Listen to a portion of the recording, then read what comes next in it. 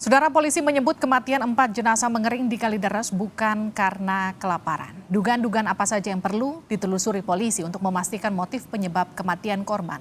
Kita berbincang dengan mantan Kapolda Jawa Barat Irjen Purnawirawan Anton Carlian. Pak Anton, selamat malam. Selamat malam, Mbak Livia. Kita juga Salam akan sehat. Salam sehat, Pak. Kita juga akan sapa pakar hukum pidana Jamin Ginting. Pak Jamin, apa kabar, Pak? Baik, Silvia, selamat malam Kompas TV dan pemirsa. Oke, saya ke Pak Anton dulu ya Pak Jamin. Pak Anton, kalau analisa Anda soal kasus ini seperti apa Pak? Nampaknya sulit untuk diungkap sampai sekarang, motifnya apa? Memang kita melihat bahwa kasus ini cukup misterius ya. Cukup misterius karena dari olah TKP pertama, karena tetap kita berawal dari olah TKP. Olah TKP, jalan keluar masuk pun juga ini tidak jelas. Kalau ada jalan keluar masuk berarti ada orang yang masuk. Ini kemungkinan tidak ada orang yang masuk. Kemarin salah satu analisis adalah ada yang bilang mumifikasi.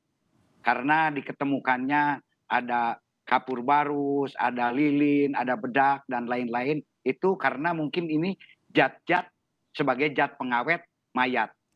Ada juga Pak Adrianus Malela mengatakan itu apokalistik katanya. Apokalistik itu satu aliran tertentu yang memang punya paham tertentu yang memang pernah ditemukan baik di Amerika maupun di Mesir, bunuh diri. Nah, di sini jadi kita menganalisis apakah ini bunuh diri, apakah ini dibunuh, apakah ini memang sekte tertentu. Nah, untuk menentukan sekte tertentu, ya kebetulan ini korban ini adalah suku Tiongyin. Nah, salah satu ini kenapa tertutup? Kita pun juga mungkin harus mendalami etnoforensik. Apa itu, Pak? Etnoforensik itu yaitu bagaimana kebiasaan dari suku tersebut. Suku tersebut adalah suku Tionghoa. Biasanya yang tertutup itu suku Henghua biasanya. Ada suku Henghua. Kalau suku Ke, suku Tiochu itu biasanya terbuka. Tapi ada satu suku. Nah, dari etnoforensik ini pun juga nanti kita bisa mengetahui apakah betul yang bersangkutan ini nanti punya kebiasaan atau punya aliran sekte tertentu di dalam agama. Makanya di dalam hal ini memang perlu juga walaupun memang jarang keluar, tetapi minimal Pak RT, Pak RW atau bekas pembantunya bisa diambil keterangannya. Nah, jadi di sini Polri memang perlu harus cermat, apalagi dari keterangan physical evidence seperti lapor forensik belum keluar. Jadi di sini tidak bisa menduga-duga. Memang sementara waktu katanya bahwa lambungnya ini kosong. Nah, ini apakah dia puasa? Nah, makanya Pak Adrianus mungkin mengkaitkan dengan sekte. Nah, apalagi tadi kematiannya pun juga berbeda-beda antara yang satu dengan yang lain dalam 3 pekan ini. Ada yang mungkin 2 pekan, ada yang 1 pekan, ada yang lain-lain. Dan ini pun juga baru bisa ditentukan nanti dari hasil forensik ini sendiri. Nah, ini mungkin secara bergantian kematiannya ini dilakukan. Gimana silakan. Pak Anton, ini kan polisi menyebut bukan akibat kelaparan, hasil atau hasil investigasi bahkan kayak motifnya itu belum juga diungkapkan meskipun sudah ada titik terang katanya. Puluhan tahun Anda menjadi polisi, kasus seperti ini pernah terjadi nggak Pak? Dan apa yang pernah terjadi ketika saat itu Anda masih aktif? Justru masalah kasus ini saya belum pernah menemukan, karena kalau menemukan mayat saya sering, tapi sampai mengering ini kan ini ada apa ini? Makanya Polri pertama kali menyatakan ini mumifikasi. Ini adalah proses daripada mumi. Nah, di sini justru Pak Ito juga mengatakan ini agak misterius dan memang bukan kelaparan. Kenapa? Karena kalau dilihat dari tingkat ekonomi, mungkin bekas-bekas bahan makanan pun juga tingkat ekonominya itu ini bukan orang miskin. Dari tingkat rumahnya, sertifikat yang ditemukan, ini bukan orang miskin. Seperti ada satu kesengajaan. Hanya kesengajaan ini apakah ini dibunuh atau bunuh diri? Apakah ini diracun atau bukan. Kita belum bisa karena untuk racun juga kan toksikologi forensik itu harus mengatakan bagaimana DNA darahnya nanti. Ini semua sangat tergantung daripada hasil forensik nanti, sangat tergantung daripada physical evidence. Walaupun nanti Polri ini motif sangat penting, tapi hasil-hasil dari forensik ini akan sangat menentukan untuk langkah selanjutnya. Karena berawal tadi dari olah TKP. Olah TKP-nya memang agak sulit, tidak ada jalan keluar masuk. Kalau pembunuhan, biasanya yang kita temukan berpuluh-puluh, oh ini jalan keluar, ini jalan masuk. Minimal ada bekas telapak kaki dan lain. Ini kan terkunci. Nah ini yang agak misterius. Dan untuk itu mungkin juga saya menyarankan, satu, agar kepada keluarga jangan dulu menguburkan kalau memang ini sesuai dengan aliran dan kepercayaannya. Karena bisa saja di tengah-tengah waktu ada temuan-temuan dari forensik. Ini jadi tolong. Dan kedua, karena ini merupakan satu kasus baru gitu kan. Kasus baru, jadi tolong mungkin bisa juga menghadirkan ahli-ahli forensik dari berbagai kota. Misalkan dari Surabaya, dari Bandung, dari mana-mana untuk kumpul. Karena kalau apokalistik juga biasanya yang ditemukan di Amerika, di Mesir, itu biasanya bunuh dirinya itu di tempat ibadah. Ini ditemukannya di rumah. Makanya ini agak misteri gitu kan. Perlu suatu kecermatan yang sangat teliti untuk menentukan hal ini. Tapi saya yakin dan percaya dengan hasil-hasil lab nanti ini sedikit demi sedikit akan bisa terungkap. Ini yang mungkin ingin saya sampaikan. Saya sampaikan kepada keluarga, mohon dengan hormat kalau berkenan gitu kan, jenazahnya jangan dulu dikuburkan gitu karena ini akan ya berhubungan dengan masalah penyidikan selanjutnya. Baik, ini karena memang misteri kasus ini masih belum terungkap karena pintu-pintunya masih terkunci, hasil otopsinya belum keluar, hasil digital forensiknya belum keluar, jadi kita juga masih belum bisa memastikan itu juga kenapa meskipun polisi bilang sudah ada titik terang, polisi juga masih belum bisa rilis apa penyebab pasti dari meninggalnya para korban ini. Saya ke Pak Jamin. Pak Jamin, kalau analisis Anda seperti apa Pak? Ya tentu yang sangat berperan dalam investigasi ini adalah scientific investigation ya. Jadi scientific investigation ini yang sangat menentukan karena durasi kematiannya sudah terlalu lama. Apakah terkait dengan sidik jari yang siapa keluar masuk tadi Pak Anton sudah sampaikan.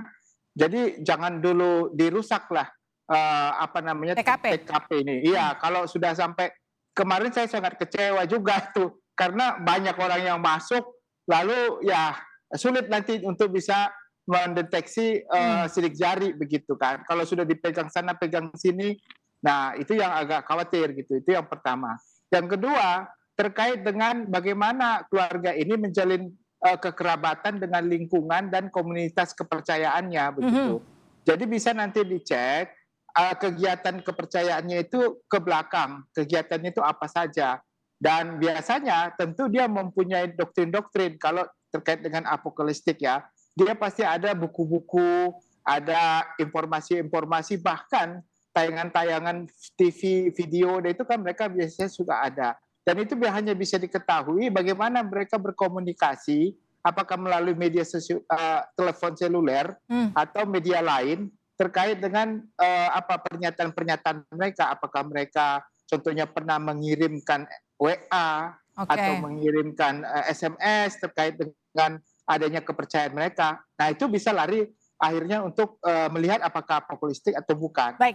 Kalaupun nanti ada contohnya ada pembunuhan, ya tadi kita sudah lihat ya, forensik pasti tahu karena kalau ada luka atau benda tumpul yang bisa mencelakakan badan atau racun, itu pasti kelihatan. Baik. Nah kalau bersih semuanya, ya saya yakin juga ini bisa masuk ke aliran kepercayaan yang itu yang jadi pertanyaan saya. Kenapa kemudian kasus ini mengarah ke aliran kepercayaan, bukan lebih ke pembunuhan atau aksi bunuh diri bersama? Apa yang kemudian akan menguatkan dugaan kalau ini aliran kepercayaan seperti yang tadi Anda bilang, harusnya ada buku, atau misalnya kalau tadi Pak Anton bilang kalau apokalistik itu harusnya biasanya di rumah ibadah, bukan di rumah. Kira-kira aliran-aliran seperti apa yang menyerupai tindakan ini? Saya kira begini, konsep pembunuhan secara massal atau pembunuhan secara berkeluarga karena mempercayai suatu keyakinan itu kan banyak juga terjadi di mana-mana ya, di negara lain juga ada begitu. Nah, ini kan unik di Indonesia. Kalau sampai benar itu seperti itu ya, kalau benar ini kan unik, kan takutnya ini menjadi gejala sosial yang dikhawatirkan. Bisa jadi contohnya ini merupakan suatu perbuatan yang dilakukan oleh satu keluarga, bisa saja nanti terjadi kepada keluarga-keluarga lain. Nah, itulah yang harus diantisipasi begitu bagi kepolisian. Kalau benar terkait dengan aliran kepercayaan atau politik. Tetapi kalau memang ada motif lain, contohnya memang ada pembunuhan yang sangat bersih, yang susah diidentifikasi, maka ini kerjaan yang cukup berat saya kira bagi penyidik gitu untuk menentukan siapa pelakunya dan apa motif daripada pelaku tersebut. Nah, ini yang sangat berat saya kira karena buktinya sudah banyak yang masuk ya, artinya sidik jari juga sudah sulit. Paling korbannya saja sama tadi ada beberapa dokumen bukti-bukti lain seperti lilin, kapur barus dan bla-blanya itu ya. Nah, motivasi itu kan bisa dilihat, contohnya kapan dibeli, di mana dibeli, waktu dibeli itu untuk kepentingan apa, berapa banyak. Saya kira itu teknik yang biasa digunakan dalam investigasi terkait dengan adanya pembunuhan, Mbak. Artinya kita juga bisa mencari pintu ketika sudah tahu data kapan beli kapur barus, kira-kira bisa dikorelasikan dengan kematian korban, begitu kira-kira ya? Ya pasti tadi kita katakan, Pak Anton bisa katakan, pintu masuk dan pintu keluar itu menjadi hal yang paling pertama. Kalau pintu masuk, pintu keluar dengan membawa barang, kan ketahuan barangnya itu dia masuk dan keluar, dia yang beli sendiri atau ada orang lain yang membelikan atau yang mengirimkan benda-benda tersebut. Kalau orang lain, tentu saya yakinin motifnya bukan pembunuhan, bukan bunuh diri ya, bukan aliran kalau ada orang lain. Tetapi kalau dia sendiri yang membawa, dia sendiri yang melakukan, ya kemungkinannya bisa jadi itu bunuh diri bersama begitu. Dan motif contohnya bunuh diri itu belum tentu juga aliran kepercayaan. Bisa aja juga orang bunuh diri karena punya utang begitu. Tapi kan keluarganya yang dibunuh atau frustasi. Kita tahu ada keluarga yang frustasi, beban ekonomi tinggi, tetapi kan tadi sudah dikatakan ekonomi bukan merupakan suatu urusan yang sangat sensitif untuk bisa bunuh diri begitu. Nah, jadi apalagi ya satu-satunya tadi kita meyakininya itu atau menduga adalah aliran kepercayaan yang apokalistik tadi itu begitu, Mbak. Ada berapa banyak aliran kepercayaan yang kemudian menyebabkan kematian atau berujung kematian, Pak? Saya kira saya nggak bisa nyarikan survei seperti agak sulit untuk menyatakan. Tapi kalau beberapa kejadian kita lihat di negara-negara yang menganut cukup keras ya tentang aliran kepercayaan itu ada saja. Tapi kalau kita lihat mengenai berapa banyak, berapa itu kelihatannya belum cukup bisa ditentukan ya berapa banyaknya itu begitu, Mbak. Oke, saya ke Pak Anton. Pak Anton, kasus kematian jika memang ini adalah aliran kepercayaan, apakah ini akan jadi kasus pertama? Kemungkinan kalau di Indonesia ya bisa saja jadi yang pertama. Makanya tadi saya di dalam hal yang pertama agar dibentuk etnoforensik.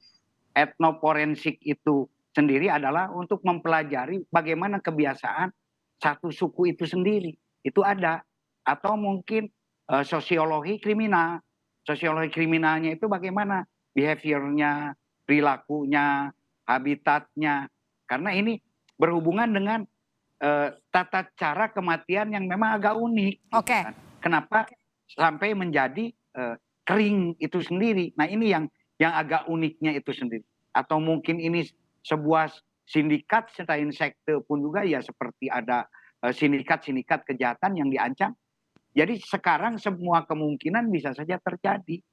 Bisa itu apokaliptik, bisa itu. Jadi namun tetap tadi juga yang terakhir ini harus tetap berdasarkan bukti-bukti physical evidence, bukti-bukti scientific investigation yang nanti akan kita hasilnya bagaimana. Nah, justru sekarang ini sebelum hasil tersebut ada, kita ya agak sulit. Dan tadi saya juga sepakat dengan Dr. Jamin Ginting, memang dalam hal ini mohon agar penyidik menjaga keutuhan TKP.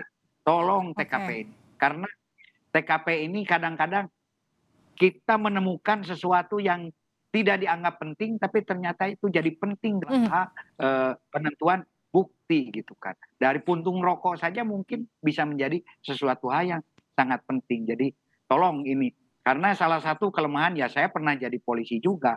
Kadang-kadang kita ini tidak sabar. Jadi tolong tutup TKP rapat-rapat.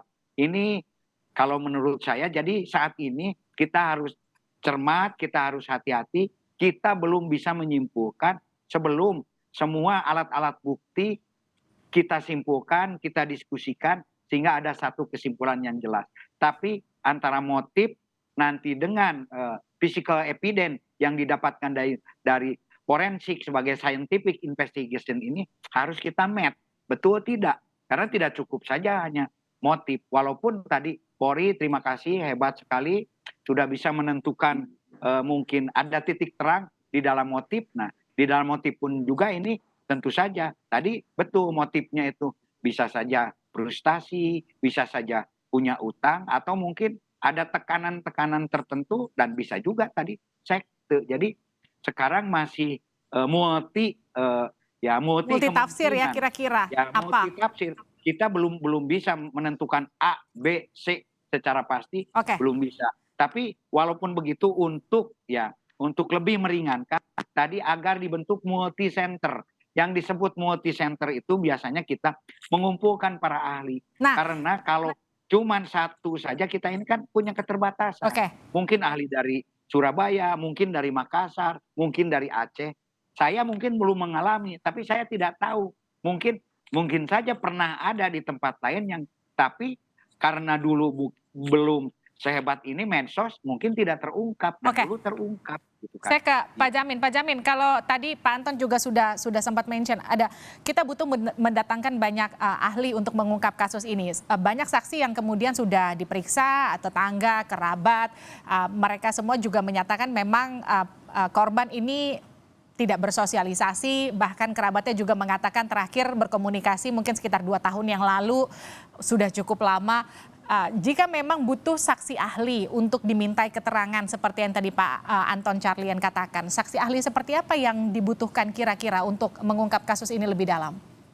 Ya, tentu saksi ahli yang dibutuhkan sudah kita tahu bahwasanya untuk criminal justice-nya ini adalah saksi forensik ya, bedah mayat, itu udah pasti ya. Apakah keracunan, apakah karena memang pembunuhan yang dilakukan oleh benda tumpul dan benda tajam ya.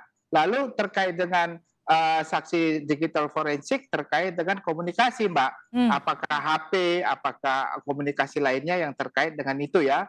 Lalu terkait dengan budaya tadi yang etnoforensik tadi. Nah, etnoforensik tentu dihadirkan ahli sosiologi, kriminal sosiologi ya, kriminal sosiologi yang mengetahui budaya-budaya yang kecenderungannya menganut aliran kepercayaan yang melakukan pembunuhan. Tetapi forensik ini saya kira belakangan aja. Saya lebih cenderung Barreskrim ataupun juga Polda Metro memiliki teknik yang khusus ya untuk bisa mengetahui nanti kalau memang tidak ada bukti apapun mengarah kepada adanya motif dibunuh ya, atau bunuh diri karena suatu sebab lain, kalau aliran tidak ditemukan, maka barulah masuk nanti kriminal ahli tadi yang menyatakan apakah ini ada kecenderungan karena suatu aliran tertentu. Saya kira aliran tertentu itu kita jangan jadikan dasar utama, tetapi yang utama adalah kemungkinan ada dilakukan pembunuhan oleh pihak lain. Itu yang harus dalam pikiran penyidik yang pertama. Kalau tidak bisa dibuktikan, baru kedua, adanya bunuh diri karena suatu sebab-sebab lain, ekonomi kah, tekanan enggak. Baru nanti yang terakhir masuk kepada pemikiran adanya aliran atau apokaliptik. Saya itu terakhir, tapi jangan didominasi dengan yang pertama. Nanti kalau yang pertama kasus ini langsung ditutup, ya ternyata ada orang yang paling bertanggung jawab tidak ditemukan begitu. Oke, artinya mindsetnya itu yang pertama kali harus agar lebih memudahkan kasus ini terungkap, berpikir kalau ini adalah kasus pembunuhan begitu kira-kira Pak Jamin. Tapi ya, kalau tadi menurut saya begitu. Faktanya kan TKP-nya sudah rusak. Artinya akan lebih susah bagi pihak kepolisian untuk mengungkap kira-kira apakah ada orang yang in out di TKP. Ya saya kira bisa dilakukan dengan teknik investigasi, ya Inavis, ada Lab 4 ya, saya kira itu bisa dilakukan. kalau memang ada, tapi pun kalau memang tidak ada dan tidak ditemukan, berarti kan tidak ada dugaan terkait pembunuhan oleh pihak ketiga.